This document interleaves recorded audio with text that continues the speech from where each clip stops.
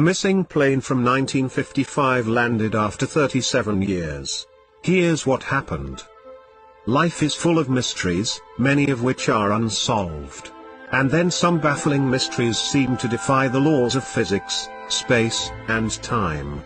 Mysteries like Area 51, the Bermuda Triangle, the Great Sphinx of Giza, and the Stonehenge are only to name a few.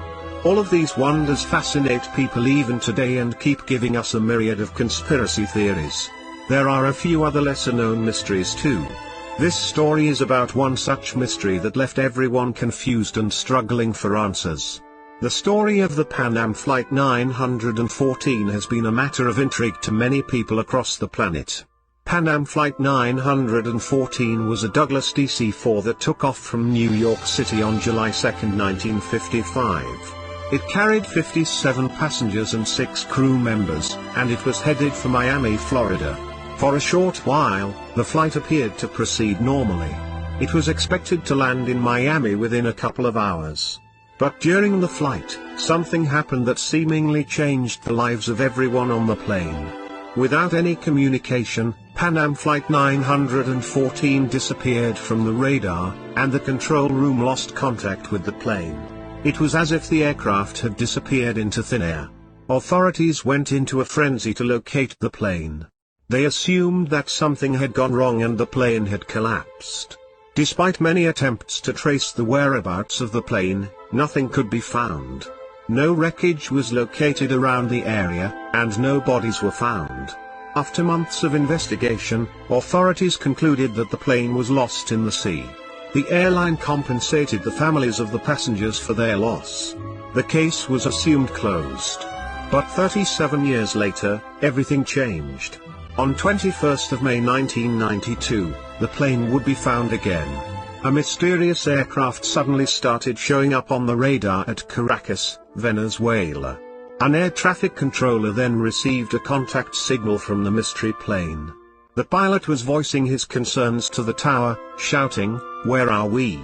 He continued, "We are Pan Am Airways Flight 914 from New York to Miami with a crew of 6 and 57 passengers." This unbelievable communication stunned the controllers at Caracas. Trying to maintain some control over the situation, the controller began to ask questions to the pilot. He asked if the pilot had experienced any trouble during their flight. Having flown in the opposite direction from New York, the flight was off course by some 1800 km. "Are you Mayday?" asked the controller. But there was no response. After a while, the pilot communicated again. He said that they were scheduled to land in Miami on July 2, 1955, at 9:55 a.m. Then, he started saying that something wasn't right with the view in front of him. The controller broke the news to the pilot as calmly as he could. "This is Caracas International Airport.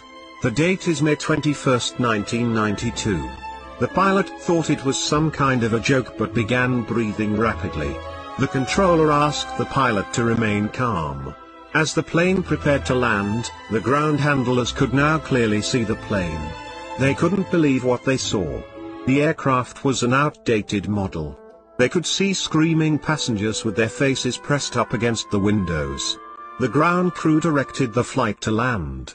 Security guards prepared to help the distraught passengers. As they approached the plane, the pilot shouted at them, "No. Do not come near. We are leaving now." The pilot then turned the plane towards the nearest runway.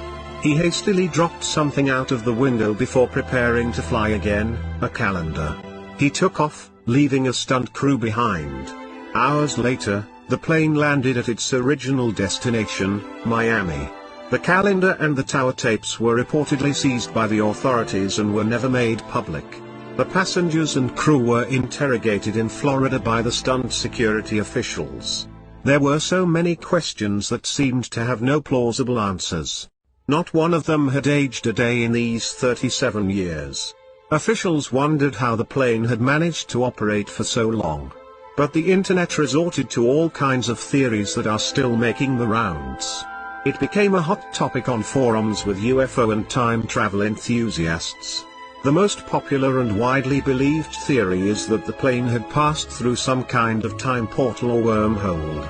But nobody knows how exactly wormholes or time portals might work. What had only been a few hours for the flight members had been 37 years for the rest of the world. The story gained widespread coverage on the internet. Many people even presented their theories backed by what they claimed to be solid evidence. But as much as the theorists wanted the story to be true, it was what it was, a story. It dates to a story first published in 1985 by the Weekly World News, a tabloid that specialized in concocted stories. It was the only tabloid to write about this incident in 3 separate stories. All the stories had a few inconsistencies in terms of the dates and time. The air traffic controller was identified in 2 different photographs. There will always be people who believe otherwise, and they still insist that there is some substance behind the whole